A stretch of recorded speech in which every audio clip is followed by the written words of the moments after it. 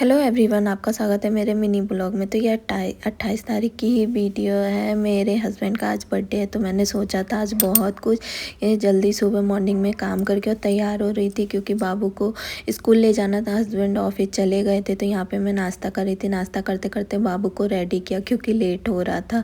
उसके बाद फिर मैं देख रही हूँ यूनिफॉर्म दूसरा और मोजा दूसरा, क्योंकि हस्बैंड की तबीयत ख़राब चल रही है तो मोजा भी नहीं आ पा रहा है, मैं भी नहीं जा पा रही हूँ। उसके बाद बाबू को छोड़ के आई। 9 बजे देख रहे हो कितनी तेज़ धूप है। उसके बाद आने के बाद मैंने घर पे जो कपड़े धो के गई थी वो आके डाली और छत पे पानी डाली क्योंकि धूल उड़ रहा था। उसके बाद 12:30 हो गया, तो मैं बाबू को लेने जा रही थी। वहाँ जाके देखा तो बाबू का चेहरा उतरा हुआ था। मुझे लग गया कि उसकी तबीयत ख़राब है।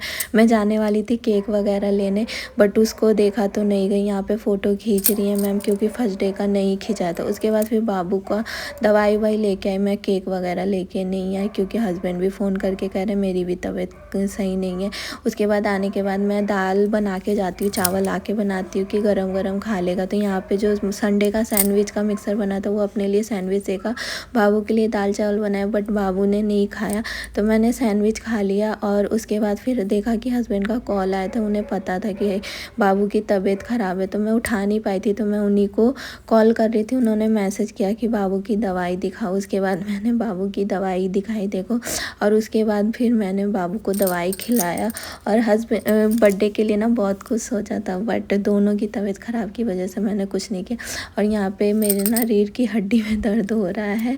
सी सेक्शन हुआ है ना, तो मैं भी ज़्यादा काम कर लेती हूँ, भागम दौड़ी, तो बहुत दर्द होता है मुझे।